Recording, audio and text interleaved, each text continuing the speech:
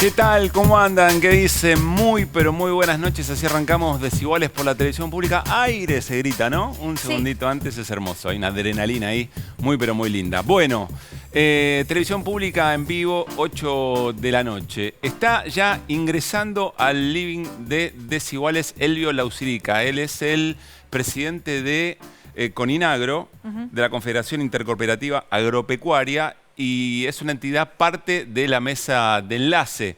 ¿Por qué? Porque ayer un anuncio importante del ministro de Economía, Sergio Massa, con distintas entidades públicas para trabajar por el tema de la sequía. Mucho deterioro. En algunas siembras ya hay posibilidad de registrar pérdidas, como en trigo. Hay que ver qué pasa en ganadería, soja, etcétera.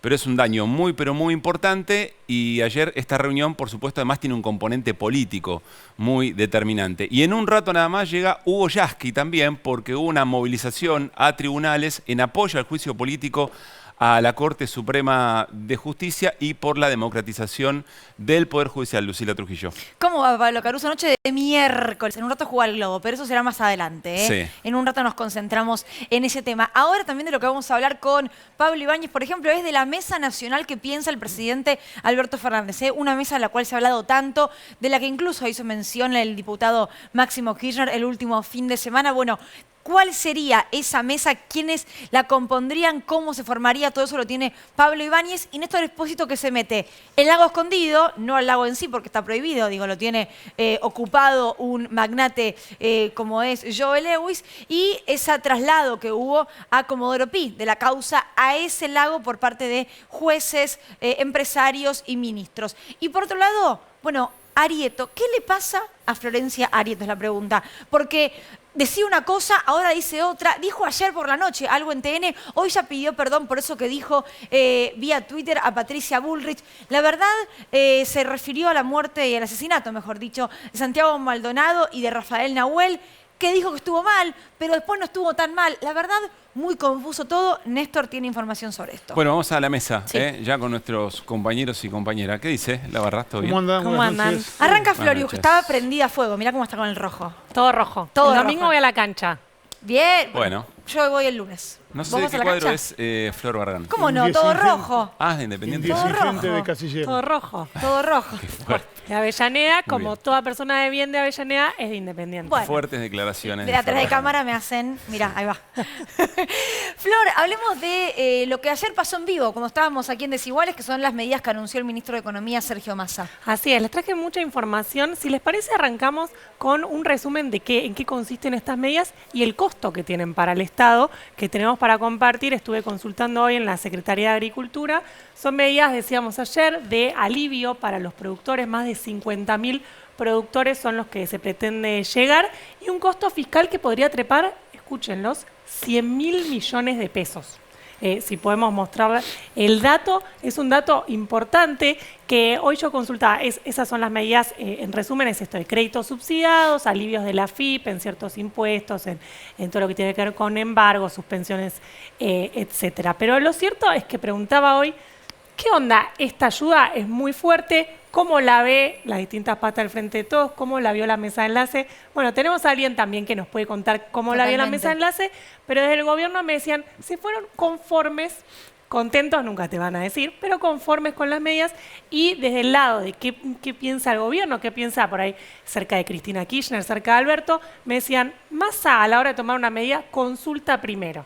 Así que ¿Sí? ¿Te dicen eso? Me dijeron eso. Consulta, busca consenso, no se va a mandar a hacer esta medida, que decíamos, de un costo fiscal elevado. Es un costo que, si todos los productores van y piden, podría ascender a eso. Si muchos dicen, no, yo no le voy a pedir al Estado esta ayuda, finalmente no va a ser tanto. Después también les traje qué está mirando economía, porque ojo que la sequía no solo impacta a nivel de los productores, a nivel macro, sino también a nivel micro, qué va a pasar con los precios, ¿no? Claro, por la escasez, ¿no? Sí, eso les quería mostrar. ¿Qué va a pasar con el precio de la carne? Se está mirando por un lado, de los lácteos, y también con el abastecimiento del trigo y el maíz. Eso es un poco donde se está poniendo la lupa hoy, porque sabemos que con el trigo se hace el pan, harina, fideos, así que ahí tiene que haber abastecimiento interno, y con el maíz es el insumo que después se utiliza para alimentar a los pollos, la carne y todo, se necesita. O sea, hay preocupación tanto por precios como por abastecimiento. Así es, y seguramente veamos medidas. No sé si esta semana tenemos lo de precios justos, decíamos ayer, el viernes, pero se quiere hacer algo con el tema de la carne, porque la carne todo el año pasado, si bien con tanta inflación siempre nos parece que todo es caro, pero si ves lo que subió la carne versus la inflación, estuvo muy planchado el precio los últimos meses del 2022 y se espera que ahora haya una mayor aceleración en el precio. Recordemos, año electoral, podría llegar a haber medidas ahí. No medidas como la que hubo en 2021, ¿se acuerdan que generó mucha polémica, tipo cerrar exportaciones de carne en su totalidad? No tenemos que esperar eso, pero sí puede haber medidas con respecto a la carne. Claro, corregime, pero en 2022 creo que aumentó un 60%, la inflación fue del 95%, hubo productos de la canasta que subieron más del 100%, con lo cual la carne había quedado muy abajo, pero ya tuvo un aumento fuerte en este enero. Sí, en enero lo que te dicen las carnicerías más de 15%, por eso. Pero como bien decías, quedaste 30 puntos abajo en 2022, tiene que recuperar un montón de puntos. Ahora, tampoco puede recuperar de un día para otro, pues no te convalida la demanda, el mercado interno, digamos, no, los sueldos no tienen subas tan fuertes de un mes a otro. Y por último les traje cuál es el próximo round que se viene entre economía y el sector agropecuario, que tiene abril. Me dijeron, miren lo que va a pasar en abril, porque en enero vienen entrando muy pocas divisas en materia de exportaciones de agro, menos de 1.000 millones de dólares, que es la menor liquidación en 9 años. La pregunta es ¿por qué? ¿Eso es por la sequía? Tiene que ver un poco con la sequía y un poco también porque recordemos que hubo dólar soja 1 y 2, entonces mucho ya se liquidó. ¿Anticiparon? Claro, se anticipó y se liquidó en 2022. ¿Y el segundo punto? Pero lo cierto es que la cosecha gruesa por la sequía se va a retrasar, es decir, los dólares que te iban a ingresar en marzo, abril por la soja te van a ingresar más adelante. Entonces, más tipo abril, mayo, se retrasa entonces ese ingreso y ya, ¿qué es lo obvio que va a pasar? El que tiene soja, ¿qué es lo primero que va a decir? Che, ¿el dólar soja 3? ¿Dónde está? Porque si no, no voy a liquidar, me lo guardo en la silobolsa, con una brecha del 100% que sigue estando. Sí. Eso entonces es un poco el próximo round que se viene. Lo que me dicen es que dólar soja 3 casi imposible que se dé. Genera muchas distorsiones, el FMI no le gusta, pero al FMI no le gusta eso. No, y hay una resistencia. Sí, bueno. Siempre es como, ¿qué dice el celador? El celador, el señor FMI. Tremendo naturalizar Ay, eso, ¿no? Dios, Tremendo por eso naturalizarlo. Pero también hay una resistencia interna dentro de la propia fuerza del oficialismo respecto a una medida de esas características.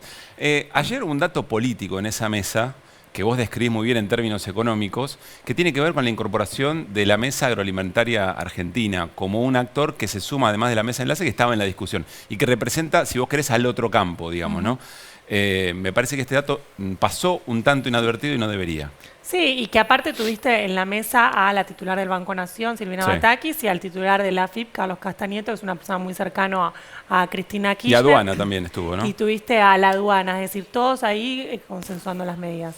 ¿Qué pasó, Néstor? ¿Puedo? No, sí, hay una Néstor, cosa que no... levanta la mano, está inquieto, Néstor. Sí, está como... Me hace ruido. ¿Cómo se compatibiliza, cómo se entiende esto de que la proyección para abril con la cosecha de soja se exija un dólar soja 3 y ahora ante el fenómeno de la sequía la primera reacción sea Estado, ¿me das una mano? ¿Cómo se compatibiliza una cosa con la otra? Bueno, tenemos un informe para eso, Néstor. ¿Lo querés ver? Sí. Miren este informe y ya vamos a charlar con el titular de Coninagro. Tenemos la responsabilidad de trabajar todos juntos, más allá del pensamiento de cada uno y el rol de cada uno, para tratar de tenderles una mano y ayudarlos a superar esta circunstancia climática agravada este último año, pero que viene siendo recurrente. En 4 años no puede quedar un solo plan social. La Argentina no puede vivir con subsidios permanentes. La Argentina no puede vivir con subsidios permanentes. Se mete el Estado, la cosa se traba. Por inoperancia, por no conocer el tema. Creen que el Estado puede meterse en todos los aspectos de la vida económica y que desde el Estado van a resolver todos los problemas. Eso hay que explicarle a la gente que fue un error que se cometió y que ahora hay que corregirlo. En la década de los 90 no había cero subsidio económico. Ya basta el Estado de alimentar vagos y perjudicar al que produce, al que trabaja, al que genera riqueza. Que se generen hechos concretos en base a los pedidos que hace mucho que venimos haciendo y que son de público conocimiento, como la apertura de exportaciones de carne, reducción de retenciones, eliminación del intervencionismo comercial, En esta recorrida, ¿qué le plantea al hombre de campo? Que lo dejen trabajar, que no lo hostiguen, que no le inventen impuestos, que no lo amenacen con más retenciones, que es un impuesto totalmente distorsivo. Las retenciones hoy en la Argentina son ilegales e inconstitucionales. Parece que se debaten dos discusiones, si la Argentina del asistencialismo o la Argentina del trabajo, de la producción, del esfuerzo, del mérito, del desarrollo del trabajo. La Argentina del asistencialismo o la Argentina del trabajo. La verdad que, por desgracia, durante muchos años, en lugar de ayudar, el Estado obstaculizó, impidió.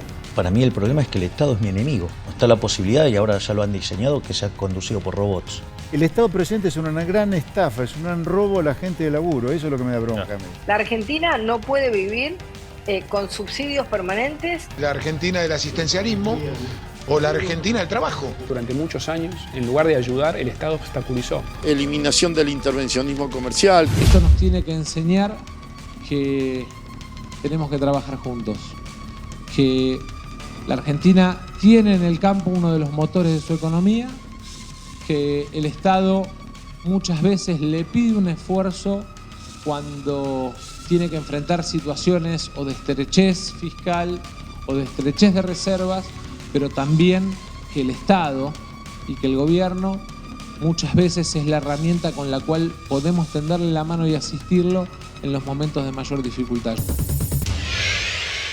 ¿Qué tal, Elvio? ¿Cómo le va? Buenas noches. ¿Qué tal? Buenas noches. Gracias por venir. Ya habíamos hablado algunas por Zoom, me parece, sí. ¿no, Elvio? Sí, puede ser. Sí.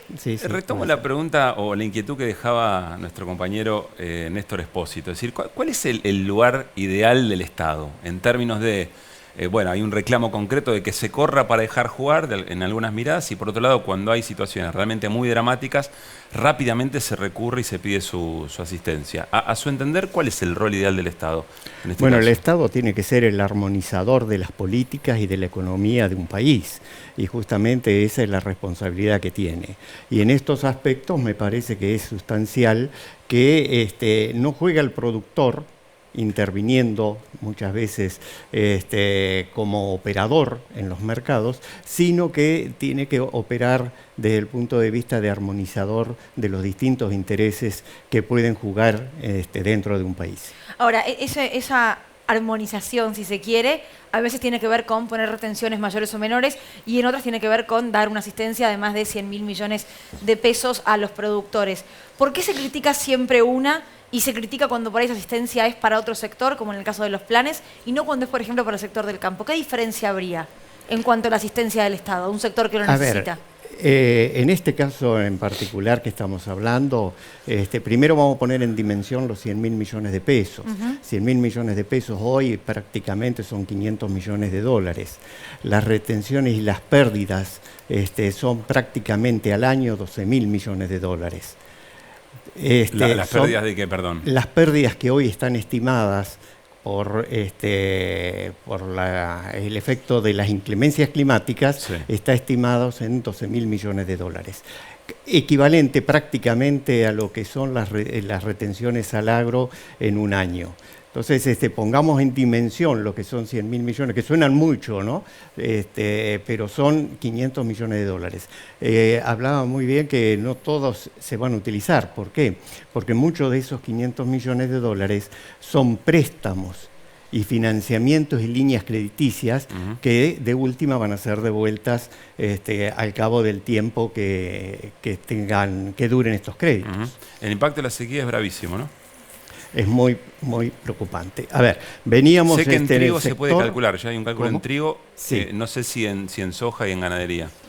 A ver, en el caso del trigo ya terminó la cosecha y ya sabemos que hay una pérdida que es entre el 40% y el 50% de lo que se esperaba. Esa es la pérdida que ha habido en el caso del trigo concreto y ya está definido. En el caso de la cosecha gruesa, hay estimaciones de acuerdo a la situación. Y no te olvides que estos son ciclos biológicos. Con lo cual, mañana caen 200 milímetros y hay daños que ya son irreparables. Son irrecuperables.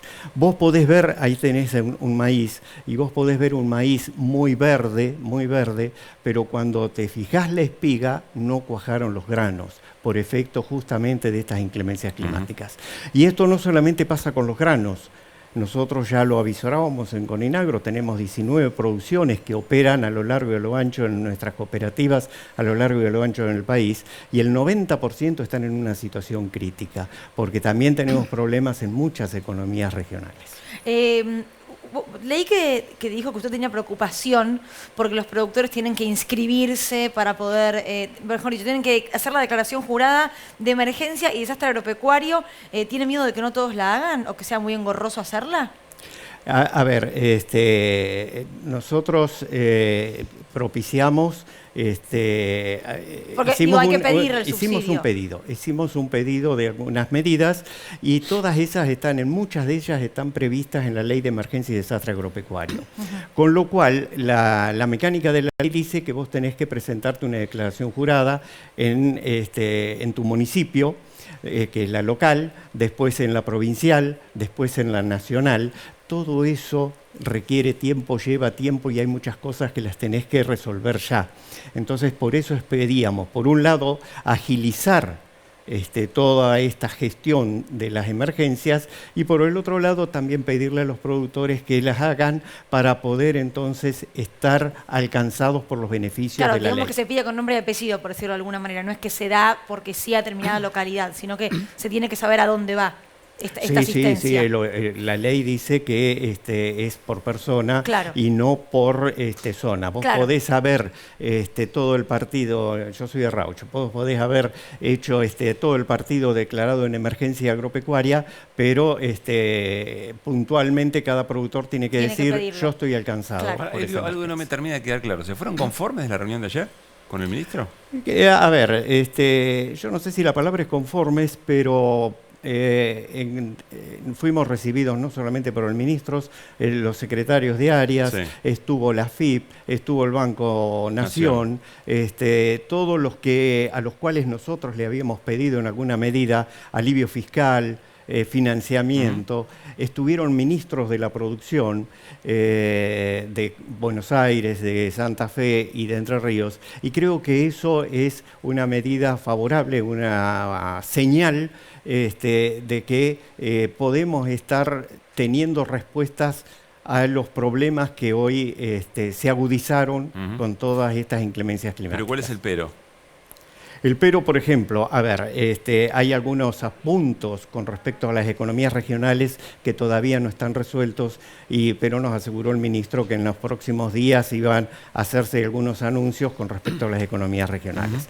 Después tuvimos algunas otras que nos manifestó el ministro que porque no son de competencia del Poder Ejecutivo, algunos pedidos que habíamos hecho con suspensión de retenciones de IVA y que son competencias del Congreso, no las podían operativizar en este momento. Leí que hay sectores muy críticos, también de la producción agropecuaria, que decían, bueno, en realidad lo de fondo tiene que ser liberar retenciones cero, unificar el tipo de cambio que implica una devaluación y liberar los mercados que aparecía también en el informe. ¿Eso es parte de un reclamo de la mesa de enlace también respecto a este tema? A ver, nosotros venimos insistiendo en lo que es trabajar en una reforma fiscal integral donde impuestos regresivos como son derechos de exportación y como son ingresos brutos sean reemplazados por otros impuestos. No es que no queremos pagar impuestos, sean reemplazados por impuestos mucho más equitativos como impuestos a las ganancias. Eso tienen que ser eficaces para tratar de equilibrar los precios locales de los precios internacionales, ¿no? Que es uno de los grandes problemas y donde las retenciones han sido muy efectivas. A ver, ¿por qué me decís esto? Por el tema de las retenciones, concretamente por nuevamente el planteo de eliminar las retenciones, que entiendo que es parte del reclamo. Te reitero, nosotros insistimos en en pedir esta reforma fiscal integral para justamente, a ver, las retenciones las tenés que pagar, te llueve o te truene, mirá lo que está pasando ahora, tenemos que pagar todos retenciones. tenemos que pagar los impuestos, pase lo que pase. No digo, Bueno, yo, sí, por ejemplo, perfecto, yo soy porteña, pero ahora me vos- aumentaron la BTV, yo tengo que ir a pagarla con un 35% más en 3 meses. Bueno, eso es algo que desde Coninagro lo tenemos muy claro. La alta carga fiscal no la padece solamente el sector agropecuario, sino que cualquier buen vecino tiene una alta carga fiscal. De hecho, en porcentaje Te siempre la invito a paga mirar, más el más humilde y el más pobre, digo, en te comparación invito con el rico. a mirar, cada vez que cargues combustible, te invito a mirar la factura y vas a ver que el combustible tiene el 47% de impuestos. Sí, Entonces sí, eso lo desde ya- tenemos y el IVA lo todos. pagamos todos Eso con la lo leche, tenemos incluso todos. que casi no alcanza para comer, no hay ni hablar. Exactamente. Néstor. No, pensaba y pregunto desde el desconocimiento. Cuando se producen fenómenos climáticos como el actual, una sequía que genera una pérdida entre el 40 y el 50% solamente en el trigo, es necesaria una asistencia para paliar esa situación. Ahora, cuando viene una temporada de buenas lluvias, con buena cosecha, con récord de producción, con récord de exportación, ¿se podría técnicamente invertir en sistemas de riego que previnieran esos problemas climáticos y meteorológicos que afectan, por ejemplo, ahora? ¿Podría el productor de campo, ante una buena cosecha, sacar un mango del bolsillo, invertirlo asociadamente para generar un sistema de riego que cuando venga una cosecha puedan abrir una canilla y se solucione la situación? Muy oportuna tu comentario, porque, inversiones de esa naturaleza son las que necesitamos y por eso pedimos políticas de Estado que nos garanticen en alguna medida, sean perdurables en el tiempo y nos garanticen las inversiones. ¿Qué significarían políticas de Estado en ese Por caso, ejemplo, por ejemplo? promover el riego, promover obras de riego. ¿Pero cómo sería? Promover, por ejemplo, obras que hoy es la seca. En otros ¿Pero debería años ser es la al Estado o inundación. deberían ser los privados? En el caso de los riegos, en el caso del riego hay distintos tipos de inversiones. Los que son riegos por pozo los tiene que hacer el propio interesado, el propio productor. En caso de los riegos que vos ves en las ciudades, por ejemplo, que es por acequias, que es en Mendoza con el tema de la vid, por ejemplo, ahí ya son inversiones que se tienen que hacer a nivel, claro, a nivel regional, y entonces eso Que ya para no poder la puede hacerlo hacer tiene que el recaudar, productor. digamos, ¿no? Para poder hacer esas inversiones tiene que recaudar. Para El hacer Estado. esas inversiones tiene que recaudar, y para hacer esas inversiones el productor también Tiene que tendría que ganar. no tener un 60% de carga fiscal como la que tenemos. O podría asociarse con Entonces, el Estado para financiar esa obra. Podría asociarse con el Estado, aportar el Estado la tecnología y la planificación global, financiar desde el producto del trabajo del campo ese dinero para realizar la obra. Los productores y el Estado serían socios y habría un beneficio global. Pienso, por ejemplo, Israel era un desierto y lo convirtieron con políticas públicas en poco menos que un vergel. ¿Por qué no puede pasar aquí? Qué buena pregunta. Néstor, estás haciendo muy buenas preguntas, me parece. Pero ¿será porque es responsabilidad de los productores o será que porque las políticas hicieron que los impuestos que nosotros pagamos por los derechos de exportación fueron a parar no sé a dónde, pero no a hacer este tipo de inversiones? Y a lo mejor la solución es hablar con el Estado. Preguntémonos si por ahí no podríamos haber hecho un miti-miti y haber tenido las inversiones que necesitamos dentro de nuestras explotaciones, de nuestras explotaciones, y la carga fiscal, poder haber aprovechado esa alta carga fiscal que durante años venimos aportando para justamente hoy no tener este tipo de drama. Elvio, con ningún gobierno, porque en los últimos años hubo distintos colores, digamos, ¿con ningún gobierno se sintieron acompañados en ese sentido? Bueno, a ver, tu pregunta me parece que redunda que en alguna época hubo 2 años un gobierno que sacó las retenciones y después volvió a colocar las retenciones, que fue en la época de Macri. Sí, pero por ahí cuando no- después todos los demás tuvieron retenciones.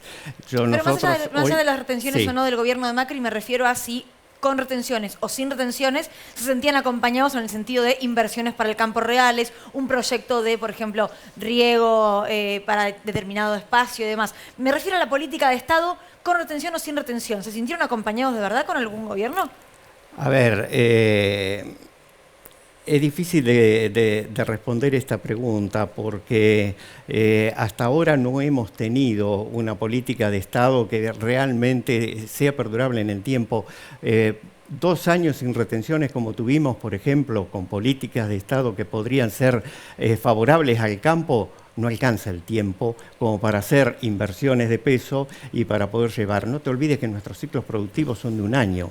En las economías regionales muchas de las plantaciones son mínimo 5 años para que empiecen a producir, con lo cual se hace muy difícil que si vos tenés nada más que un tiempito de 2 años de bonanza, vos puedas proyectar producciones que muchas veces son a muchos más años Ahora, de beneficio. Ahora, si el gobierno de Mauricio Macri volvió a poner las retenciones después de 2 años, ¿por qué en el caso de que, por ejemplo, Juntos por el Cambio gane en estas elecciones del mes de octubre, las volvería a sacar? Si terminó con un gobierno que las volvió a poner debido a una crisis económica muy grande. Bueno, pero nosotros tendríamos que preguntarles a los candidatos cuál va a ser justamente el posicionamiento que van a tener. Nosotros hemos ido al Congreso y hemos planteado justamente este tema de la reforma tributaria y aún hoy no hemos tenido ninguna respuesta al respecto. Elvio, la sequía no nace un repollo, digamos, ¿no? En la Argentina, en los últimos 30 años, más o menos del 98 al 2020, hubo 7 millones de bosque deforestado en la República Argentina. Evidentemente eso tiene un impacto. Si no me equivoco, en el último año 110.000 hectáreas deforestadas, el 80% de ellas de manera ilegal, y se sabe que es para la ampliación de la frontera agropecuaria, sobre todo ganadería y soja. ¿No hay un reconocimiento, no hay una autocrítica respecto de la deforestación y el impacto que eso tiene en el ambiente? A ver, hay leyes que hoy por hoy promueven la forestación. Córdoba es un ejemplo. Por eso le decía que 80% ilegal en el último año.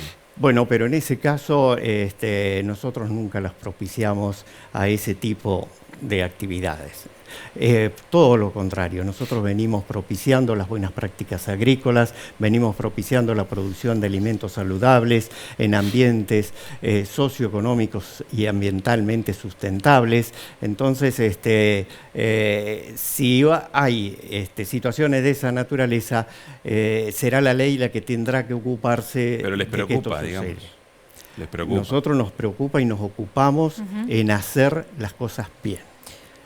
A través de las buenas prácticas agrícolas, a través de programas que trabajamos con nuestras cooperativas y nuestros asociados para poder entonces llevar a una situación mucho más beneficiosa desde el punto de vista socioeconómico y ambiental. No te olvides las 3 patas que se necesitan para tener sustentabilidad en el sector. Flor. Sí, consultarle a Elvio hacia adelante con qué piensa que va a pasar con la cosecha de la soja cuando sea la hora de liquidar la cosecha gruesa. ¿Están esperando que el gobierno les dé alguna alternativa, como fue en su momento el dólar soja 1 o 2, una baja de retenciones? ¿Van a pedir algo? Mirá, nosotros hemos sido siempre muy críticos al dólar soja, porque ha beneficiado a algunos productores en buena hora que lo aprovecharon, pero perjudicaron a muchos otros. Y entonces hemos sido muy críticos a esto. ¿Hay soja todavía que tienen los productores? Sí, cuando vos le preguntás, yo le pregunté a un amigo que tenía soja y todo eso, ¿y por qué no la vendiste? Y dice, ¿sabe lo que pasa? Que no sé si voy a cosechar soja este año y necesito tener moneda de cambio para poder sobrellevar los gastos del año. Entonces me voy a guardar una soja. Pero mira que tiene muy buen precio, no me importa, yo quiero tener la soja como moneda de cambio. ¿Pero es de supervivencia o es de especulación? Eso también pasa. ¿Es de supervivencia o de especulación? Si fuera especulación la estaría vendiendo, porque tiene muy buen precio con el dólar soja 2. Lo hubiera vendido. Si fuera especulación lo hubiera vendido. Es precaución de no poder cosechar. El productor en ese sentido se maneja muy con estos aspectos. Yo no te digo que haya especuladores, porque en todos los sectores hay de todo tipo de gente, ¿no? Pero en general este concepto, vos lo preguntás, yo tengo muchos amigos los cuales les he preguntado por qué no vendieron con estos precios. ¿Hay latifundio en la Argentina? A ver,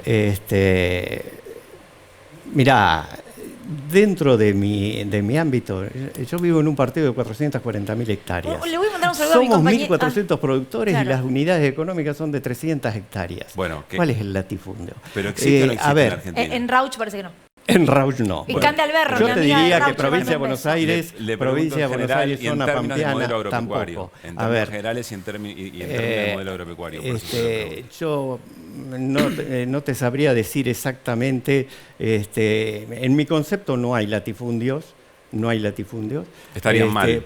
¿Eh? Estarían mal. A ver, si latifundio entendés por una cantidad por explotaciones con muchísimas hectáreas, en Patagonia tienen muchísimas hectáreas, lo cual no quiere decir que tengan, que sean latifundio porque producen a lo mejor lo que producen 500 hectáreas en zonas mucho más agrícolas y beneficiosas. Así que es muy difícil esta pregunta que vos me haces y yo no tengo elementos como para poder contestarte. Habría que mirar el censo y entonces podemos discutir si hay latifundios o no hay latifundios. Nada más El censo habla sí. 250.000 productores. Repartirlo en las hectáreas y vamos a ver si hay latifundio. Nada más honesto que decir no sé en televisión, así que se agradece, Elvio. Nosotros también lo solemos decir mucho. Gracias, Gracias por haber venido. Bueno, nos vamos al encuentro de Pablo Ibáñez. Sí, señor. Y hablamos de la mesa de discusión política nacional. No es la de enlace, ¿no? En la que está pensando, no, es otra. En la que está pensando el presidente de la Nación. A ver, Pablín. Bueno, finalmente, veníamos hablando ayer de que había una idea de Alberto Fernández de una convocatoria a gobernadores, año electoral, empiezan las definiciones. Estuvo la reunión de Merlo, finalmente Sergio Massa fue, contamos acá que estaba en camino, llegó después pasadas las 9 de la noche, hubo una foto y hoy se aceleró la idea de que efectivamente va a haber una convocatoria. Se está hablando de que podría haber una primera foto la semana próxima. Ahora, hay como 3 grandes preguntas respecto a la mesa política del Frente de Todos. ¿Cuándo? Que podría empezar la semana que viene. ¿Quiénes? ¿Y con qué temario? Porque hay una idea de creer que una mesa política es como una instancia mágica donde todo se resuelve. ¿Así para discutir qué? Para discutir qué y entre quiénes. Por eso hicimos una especie de Mirá qué linda mesita, Carmelo. Aproximación. Mirá, si querés sumarte, andá vos para el lado de Dar. A ver. Yo me quedo con Mansur. La mesa redonda es medio mesa de póker. Sí. Y hay le falta el un poco paño de verde. póker Mujeres político. mala Falta palabra, el paño ¿no? verde. Mujeres mala palabra. Mujeres mala Sí. palabra. Mujeres mala palabra, muy bien. Abre Flor Barragán el primer interrogante. ¿Sí? Hubo el año pasado una instancia de mesa política. Ocurrió un miércoles a los 20 días de la asunción de Sergio Massa como ministro de Economía en Olivos, donde estuvieron Alberto Fernández, Sergio Massa y Cristina Fernández de Kirchner. Una reunión. Actora que no está en esta mesa. Ahora, la primera pregunta es ¿qué va a pasar con Cristina? Uno imagina que cuando una mesa es más grande, eso de alguna manera obtura la presencia de Cristina. Bueno, pero puede estar representada Por Guado de Pedro, Acá. claro. La representación que pensó Alberto Fernández, esto lo empezó a charlar con algunos colaboradores en diciembre del año pasado, era una convocatoria básicamente a través de los gobernadores. Hablar con todos los gobernadores, convocar a los gobernadores para definir una especie de estrategia general, teniendo en cuenta que en 10 días, por ejemplo, empieza la elección en las provincias con una primaria en La Pampa. Y yo repito este dato porque a mí me parece determinante para entender las velocidades. Antes de que el 24 de junio se anoten las listas para participar en las pasos presidenciales, ya va a haber 11 provincias que eligieron al Con gobernador. lo cual toda la estrategia tiene que ser pensada mucho antes. Pero hay algo que no entiendo. En esta mesa, representando a los gobernadores, ¿qué es? Mansur. Mansur como jefe de gabinete. Habría una idea de que estén todos los gobernadores, porque también En es la cierto. mesa. Por eso digo, es una mesa que tiene que tener una dinámica distinta. ¿Por qué? Porque tiene que funcionar el gobierno nacional y el Frente de Todos Nacional colaborando con las necesidades de los gobernadores. Pero no puede Mansur definiendo cuál va a ser la estrategia electoral de San Juan. Pero Pablo, por ahí hay un ejemplo. punto anterior, que Digamos, es ¿qué van a definir? Porque si van a definir candidaturas, ¿por qué tienen que estar todos los gobernadores? Bueno, Ahora, por si van eso- a definir políticas de Estado federales, bueno, Por eso el discutámoslo. esquema global es una especie de mesa nacional que a su vez tenga mesas provinciales, porque nadie mejor que la mesa política de una provincia para definir qué es lo más correcto en la provincia. Claro. Es lo que está ocurriendo con el Frente de Todos En la provincia de Buenos Aires. En provincia de Buenos Aires, donde por otro lado hay algún malestar porque todavía no terminan de estar todos los actores. Hay partidos, hay sectores que todavía no fueron convocados, porque uno mira la mesa política de la provincia de Buenos Aires y, por ejemplo, ni CTA, ni CGT, ni organizaciones sociales están presentes y forman parte del cuerpo político que es el Frente de Todos. Por lo tanto, ahí hay una discusión. Por eso la pregunta es, ¿quién es como primer parte? ¿Sí? ¿Cómo Pero entender? ¿quién es para discutir qué? Bueno, por eso digo... Porque eso te define un poco. Y retomo lo que decía Lucila recién, digamos. Mucha foto, mucho nombre que va, mucho nombre que viene, mucha chicana. ¿En qué momento se habla de programas? ¿En qué momento se habla de cómo se van a cambiar las estructuras de un país injusto y desigual? Bueno, y ese es el otro ¿Es en punto. esta mesa? No, ese es el otro punto. La mesa política, uno podría definir que es una mesa política electoral. Lo que surge de Casa Rosada es, Alberto Fernández quiere convocar a los gobernadores, a los distintos actores del Frente de Todos, para definir cómo se va a encarar el año electoral, el año político electoral. Sí. Ahora, y esto voy a hacer casi textual en la definición que a mí me dan, no es una mesa para fiscalizar la acción de gobierno. No es que esa mesa va a ser para definir qué hacemos. ¿Hay un dólar soja 3 o no hay un dólar soja 3? No, es que es imposible. Bueno, entonces, ahora ahí está el otro debate. Ahora, vos sos gobierno, enfrentás un año electoral clave. ¿Podés desvirtuar lo que es la gestión, lo que es la administración, lo que es la defensa o análisis o presentación de la gestión de lo que es la campaña Pero ahí electoral? me agarro de lo que decía Flor. Flor decía, cada vez que Sergio Massa va a tomar una definición importante, por ejemplo, medidas respecto del tema del sector agropecuario, las consensúa. Ahora, habla ahí y habla allá. Ok, es la tarea que en buena medida la demora con la mesa política tuvo que ver que en la instancia estrictamente política electoral quedó en esa zona gris de conflicto mientras Massa trabajaba como una especie de canciller entre los dos Fernández, el presidente y la vicepresidenta, para resolver la cuestión más en materia económica. Ahora, Pablo, insisto, perdón si tomo prestado términos de otro espacio político, pero si el Frente de Todos no se define un para qué, es complejo pensar qué características tiene una mesa de este tipo, ¿no? Bueno, por eso yo te estoy diciendo claro. que el conflicto es... ¿Quién es? ¿El cuándo puede ser la semana que viene? Puede ser una foto donde vayan 10, estos 6 y 4 más, o vayan 5, y cada uno salga diciendo yo quería discutir esto, él quería discutir esto. Claro. En realidad, porque en la mesa política, vamos a otro punto, ¿en la mesa política se va a definir quiénes son los candidatos? No. ¿Quién va a decidir? ¿Massa va a llevar a la mesa política a considerar si es candidato o no? ¿Scioli va a esperar que la mesa política le diga soy candidato o no? ¿Alberto Fernández, si quiere ir por su reelección, va a esperar lo que le digan la mesa política? No. Por lo tanto, la dinámica de esa instancia de la mesa política tiene un conflicto del cómo y del para qué. Pues si juntarse se junta a una mesa enseguida. Ahora, resolver qué. No, porque además lo que sí subyace, más allá de que yo coincido en el planteo que hacía Luli sobre mucho declaracionismo, para mí hay un dato, ayer lo mencionaba, hay como una efervescencia por decir que todos quieren la unidad, pero en las acciones conducentes las críticas son casi de consideración al otro, sino como enemigo, como rival, digamos, como no tengo nada para charlar con él o no tengo coincidencia con el otro. Eso es un tema muy difícil para entender la unidad. Por lo tanto, si se parte de ahí, la mesa tiene cierta idea de estar condenada al fracaso. Porque en definitiva se pueden juntar. Si no, está claro. Quiero decir, si no discutís las acciones de gobierno, que debería ser lo que vos ayer planteabas de el proyecto de país. Si vos entendés que hay dos proyectos de país distintos y no se resuelven en esa mesa y no sé, digamos, ¿qué es lo que te vas a sentar a decir? Bueno, muchachos, ¿qué acordamos? ¿Cuál es la junta electoral para una paso? Si uno tiene candidato, el otro tiene candidato, a ver qué podemos hacer por los gobernadores. A priori, eso parece. Bien. Gracias, Vamos a charlar con Hugo Yasky. Vamos con Hugo Yasky. Lo invitamos por la movilización de hoy en apoyo al juicio político de la Corte. ¿Qué tal, Hugo? ¿Qué tal? ¿Cómo andan? ¿Cómo anda, Hugo? ¿Bien? Bien, cansado. Vengo de la movilización directo para acá. Ay, ya te preguntamos, gracias por el esfuerzo, ya te preguntamos por eso.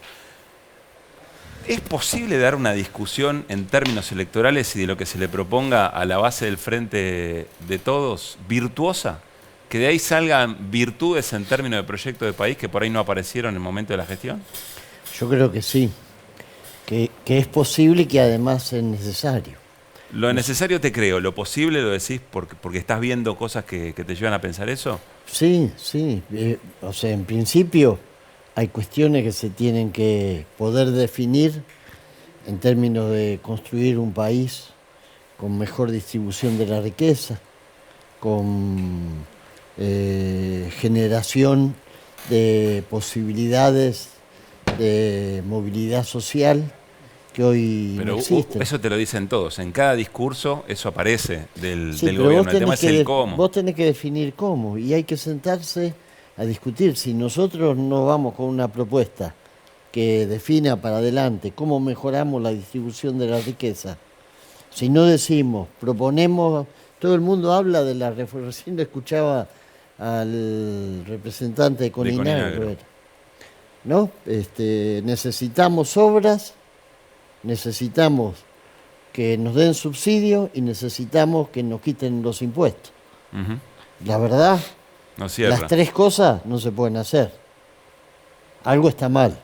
Nosotros necesitamos definir un país que tenga una política tributaria mucho más justa que la que existe en la Argentina, porque a pesar de todo lo que dicen los dueños del poder económico, este país es un país absolutamente regresivo, donde paga más el que va a comprar polenta, fideo y una botellita de aceite si tiene suerte.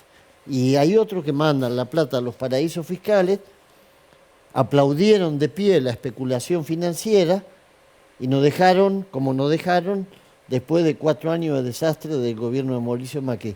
Para adelante hay que definir cómo salimos de eso. Hasta ahora no lo pudimos hacer. ¿Y por qué no, Hugo? Porque creo que, voy a decir algo que es obvio, tuvimos que enfrentar una pandemia, la guerra de Ucrania, eso es un hecho real. No hubo decisión política de confrontar con los poderes concentrados. Es decir, porque es verdad, si no hubiesen estado esos dos cisnes negros, quizás hubiésemos estado un poco mejor, pero no hubiésemos cambiado la matriz de la desigualdad que hay en la Argentina. Y para eso vos tenés que pisar algunos callos. Es decir, esto que no le perdonan a Cristina, que el sistema jubilatorio haya dejado de ser un caramelito dulce en la boca del sector financiero y se le haya tenido que abrir la boca con un forceps, sacarle el caramelito, devolvérselo. Esto generó mucha fricción, mucho odio, muchos ataques.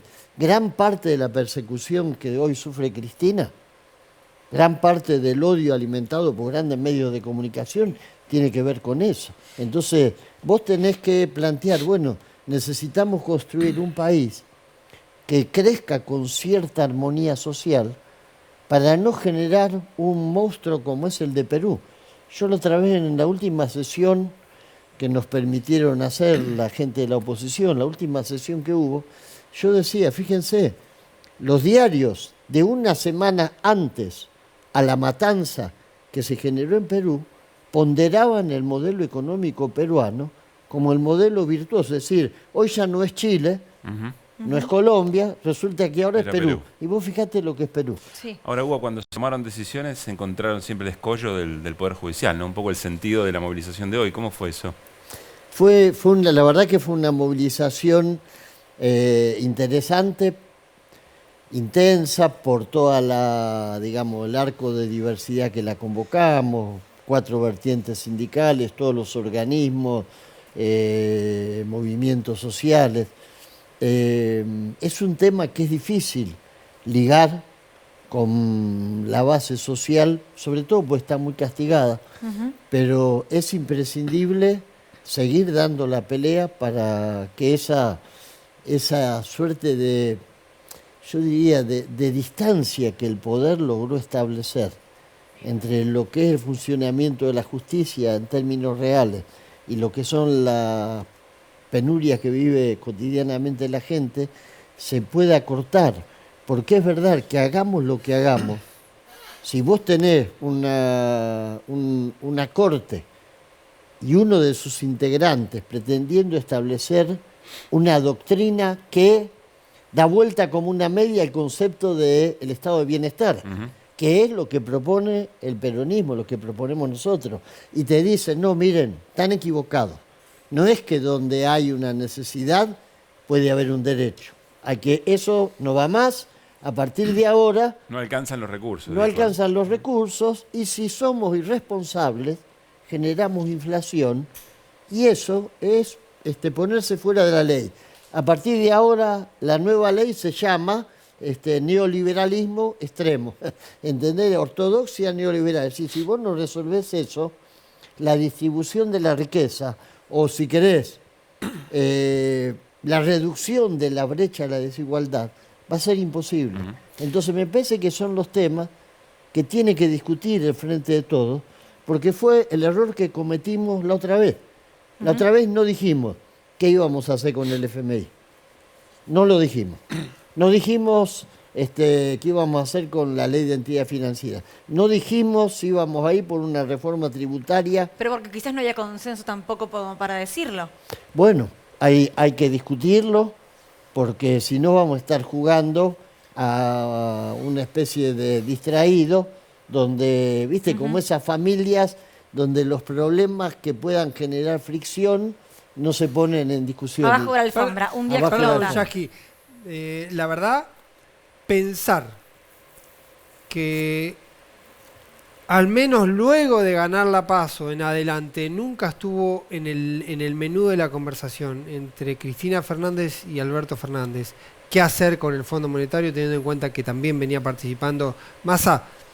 Cuesta creer que eso no se haya revisado, que eso no se haya analizado, y si no se hizo también es una señal de bastante falta de destreza, porque era un tema que estaba sumamente presente. Sí, bueno, de hecho... Pero espera, ¿vos decís que no se discutió eso? No, no aparece. Es decir, nosotros, todos los que integramos el Frente de Todos, no teníamos una definición respecto del FMI. O sea, lo que se dejó librado a la destreza del ministro de Economía, que era amigo de Stiglitz, que se reunían en el departamento de otra mujer, que era la esposa de uno que estaba en el FMI. ¿Se aceptaba que se iba a negociar? Claro. Que la salida no era el no pago al fondo. Que se iba a negociar y que hay un ambiente progre, entre comillas, de familias de Nueva York que miraban con cariño la posibilidad de que la Argentina hiciera una buena negociación. Todo eso. Contado así es bastante... es simpático, pero es una ingenuidad monumental. Yo creo que lamentablemente pasó eso. Que Guzmán, en ese sentido, fue un buen encantador de víbora, que vendió algo que evidentemente no estaba en el marco de la realidad, porque el acuerdo con el FMI, tal cual está planteado, no es un buen acuerdo, ni es algo, o sea, digo, entre todos nosotros digamos la verdad. Sí, me queda una cosa con Guzmán. Perdóname, ¿sí? Pablo, ¿este acuerdo qué, Hugo? No, este acuerdo, así como fue planteado, es de imposible cumplimiento. En un mundo donde vos tenés el aumento de los costos de la energía, de los fletes internacionales, donde las economías de los países están cayendo a pedazos, donde la inflación... O sea, ¿va a ir a una renegociación casi obligada a tu criterio? Yo creo que sí, creo que sí. Néstor. Creo que sí. Quiero volver... Es más, te digo más. Sí. Si ganara la oposición, ni que lo tuvieran a Mandrake de ministro de Economía, podrían cumplir. Y lo que dicen algunos burcas de la oposición, que este acuerdo lo cumplimos pasando por arriba de las demandas de los sectores populares, nos lleva a un infierno. Porque vamos a tener más miseria, más hambre y un país con una violencia social que no va a poder contenerla ningún gobierno ni ninguna mano dura. ¿Decías, Pablo? No, que me hace ruido, la verdad, Yasky, esta idea de que Guzmán, a quien había una crítica general de que tenía poca destreza política, porque era general, porque no tenía experiencia, porque no tenía conocimiento, porque no tenía ni siquiera el lenguaje de la política, haya logrado engatusar a todos los actores. A la CGT, a la CTA, a Cristina, a Alberto Fernández, a todos. Hay una mega habilidad de Guzmán que no la tenía demostrada. No, perdóname, no es el caso de Cristina, que tuvo una mirada crítica. No es el caso de lo que dijimos, no, muchachos, por acá no podemos avanzar. Te cuento, yo, por ejemplo, fui parte de los que no votó el acuerdo. Está bien, pero ya hecho consumado. Eso fueron 2 meses después. Es que eso estoy diciendo. ¿Vos leíste en algún lugar de la plataforma del Frente de Todos algo que se refiriera al acuerdo con el FMI? No hubo ninguna definición.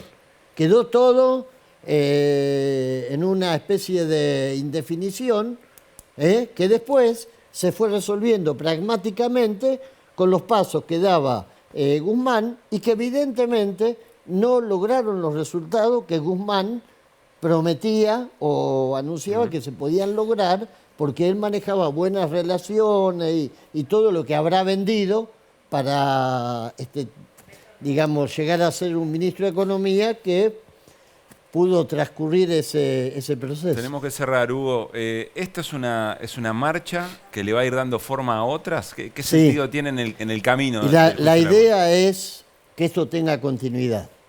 La idea es que la mugre que afloró a la superficie con el episodio Lago Escondido, porque está ahí como un pozo ciego, donde queda la materia fecal flotando. Ahora van a ir a la depuradora, a la planta depuradora que tienen en Comodoro Pi, esa gran cloaca, donde va a tener un final feliz para la mafia. Eso lo va es decir, la mafia ahora. va a gozar de un final feliz porque finalmente hemos logrado en este país donde la justicia funciona bárbaro, que caiga en la cloaca. Se acabó el problema.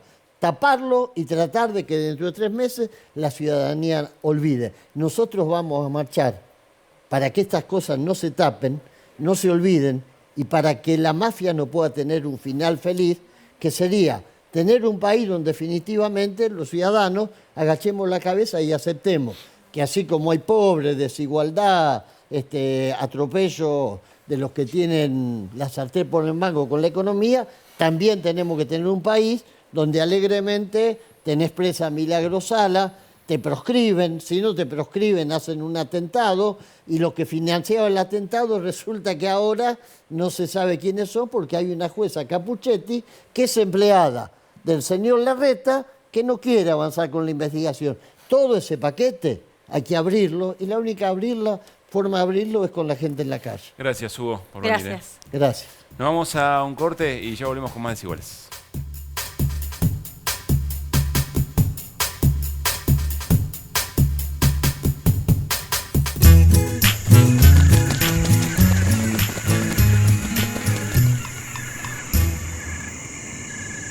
Todos sabemos lo que representa para la logística de una empresa una flota moderna de vehículos. Por eso, a la hora de renovar el parque automotor, piense en el especialista. Adrián Mercado, líder en subastas industriales.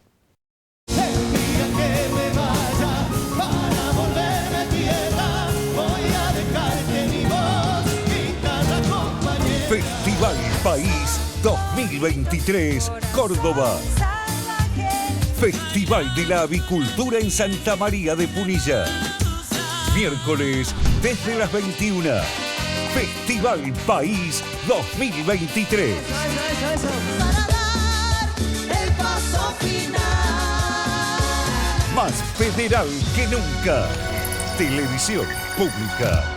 Te leo toda la vida. Olé te trae un libro imperdible para revivir cómo Messi alcanzó su hora más gloriosa. El día a día en Qatar, la familia, los partidos y su lucha para cumplir el sueño de ser campeón del mundo.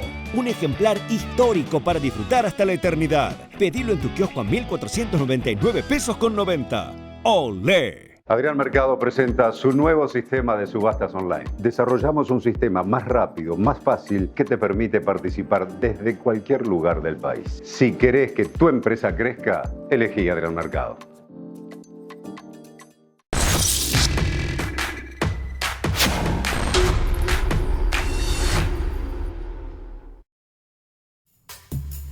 ¿Querés contar esto Sí, al aire, Pablo Caruso, en no, un rato recuerdo- nada más? Pero lo cuento ahora. Dale. Recuerdo que Florencia Arieto, de eso vamos a hablar, y sus distintas caras y posiciones, cuando fue la toma en la provincia de Buenos Aires hace año y pico, o 2 años. Guernica.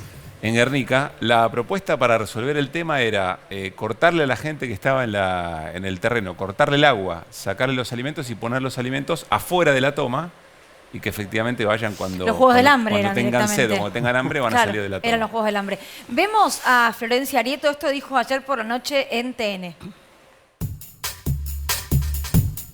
Vos pedís como demagogia que vaya el ejército a hacer seguridad interior y un soldado está entrenado para matar en una guerra, no para hacer prevención.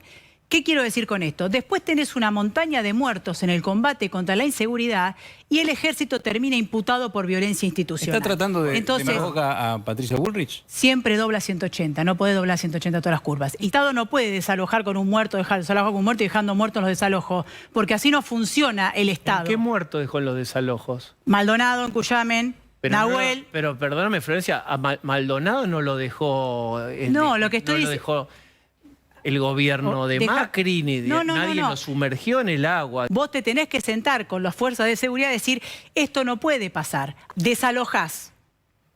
Y de backup dejás a la prefectura, que es una fuerza de río para cuidar la montaña. Y puede salir mal, hermano. Y te salió mal.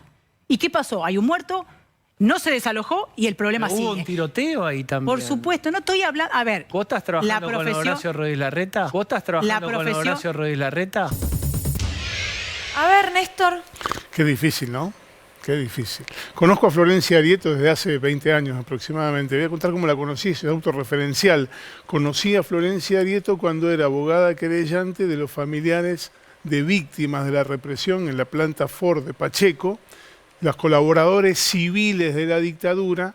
Florencia Arieto representaba a las víctimas, tenía esa concepción.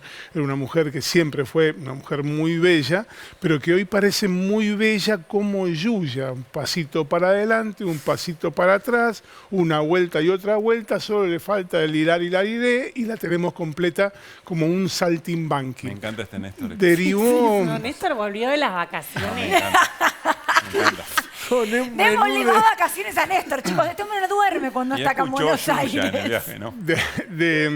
Derivó, lo que ocurrió ayer fue casi un acto de sincericidio, porque aún en la hipótesis más extrema de que Santiago Maldonado se ahogó porque era un tonto que no sabía nadar, está contemplado esto que decía Florencia Arieto ayer. En definitiva, salió, intentó cruzar un río gélido en agosto sin saber nadar y con mucha ropa encima porque atrás venían disparando. Y venían disparando en un lugar al cual no debía haber accedido. La orden a Gendarmería era desalojar la ruta. La ruta estaba desalojada porque los que estaban bloqueando la ruta estaban huyendo a campo traviesa hacia el río que estaba al costado. Lo que ocurrió ayer fue una suerte de sincericidio de lo que todos supieron siempre que ocurrió con Santiago Maldonado, como la hipótesis de mínima. Todavía está en discusión si Santiago Maldonado sufrió otro tipo de persecuciones y finalmente terminó reconociendo esto. Un dato adicional. Se dijo por allí que en el caso de Rafael Nahuel hubo un tiroteo. Falso de toda falsedad. No hubo ningún tiroteo, Rafael Nahuel fue asesinado. Vemos el tuit de Florencia Arieto porque dijo esto ayer por la noche y hoy escribió a las 5 de la tarde. No debía haber hecho las críticas a los procedimientos de manera pública. Lo hice con buena fe. Pero no puse en consideración que esto, atención, es una guerra y del otro lado está el kirchnerismo, que es capaz de todo, incluso de atentar contra la democracia. Yo me pregunto, ¿cuándo? Claro. Mis disculpas públicas, Patricia Bullrich. En primer lugar, en una guerra al enemigo hay que exterminarlo, hay que matarlo. Esto en todo caso sería una discusión política, una guerra es otra cosa. ¿Y a qué se refiere con...? Hay una confesión ahí también. No, ¿y a qué se refiere con atentar contra la democracia? Yo entiendo por atentar contra la democracia, Néstor, a querer asesinar a la vicepresidenta, pero quizás me confundo. No podría convertirme yo en un exégeta de lo que intentó decir Florencia Arieto, solo señalo que me sorprende mucho este viraje que no es de ahora, que ya lleva mucho tiempo, y esta suerte de acomodamiento permanente. Recordamos, Florencia Arieto tuvo en algún momento en esta misma casa participación en lo que era 678, Sí, claro. luego viró a la fuerza del Frente Renovador, de ahí saltó a Mauricio Macri, de Mauricio Macri saltó, bueno, por vía directa a Patricia Bullrich, estuvo un tiempo con Elisa Carrió y ahora parece acercarse a Horacio Rodríguez Larreta. Bueno, nada, cada uno sabrá cuáles son sus convicciones y cómo se acomodan en el terreno político. ¿Para qué dice esto del modo en que se está resolviendo la interna de Juntos por el Cambio? ¿Esto como episodio o punta de o muestra, botón de muestra?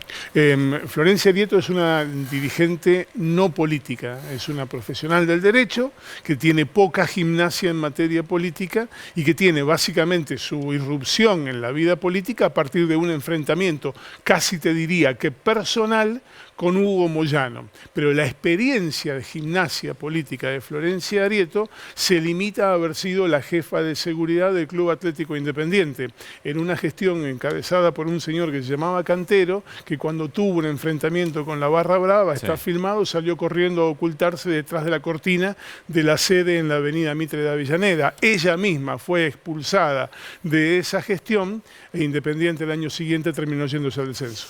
¿Larreta no dijo nada sobre esto, Ibáñez? No, no dijo nada. Arieto viene formando parte del dispositivo Larreta, vía Santilli, provincia de Buenos Aires, había formado parte del esquema Bullrich. Yo advierto 2 o 3 cosas, siendo lo más breve posible. Primero, que Arieto evidentemente estaba más cómoda con las formas de Bullrich. Por eso también en este proceso de captura de algunos dirigentes que hace Larreta, es como un premio traérsela porque era una figura de ese orden. Me parece además que tiene mucho que ver con la resolución de las instancias públicas. Dijo una cosa con la que posiblemente ella coincide claramente y después no se bancó la respuesta pública y no se bancó. Más, hoy lo hablaba con Iván Jabrowski a ver si había habido un llamado del PRO o había habido un agotamiento público de redes, de medios, de críticas. Me parece que ese fue el punto que hizo que se vuelva a alinear Bueno, nos estamos yendo. Mirá el monitor, Trujillo. Lindo homenaje a Rosario Central le hicimos hoy, ¿eh? Lindo. Vamos Globo. Chau, nos vamos. Mañana jueves, 8 de la noche nos volvemos a encontrar. Atlanta, vamos, me dicen. canalla. Puede ser Atlanta también. Me podía poner del otro lado 2 azules. Y ahí era Boca.